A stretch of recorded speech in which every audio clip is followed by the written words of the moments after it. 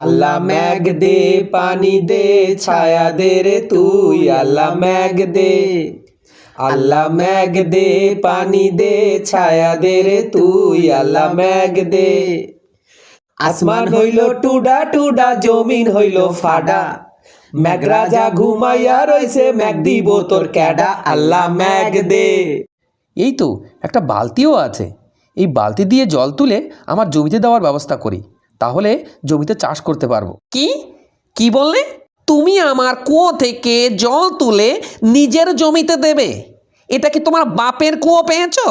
তোমাকে যদি জলটা নিতেই হয় তাহলে 5,000 টাকা দিয়ে কুয়োটা কিনে নিতে হবে।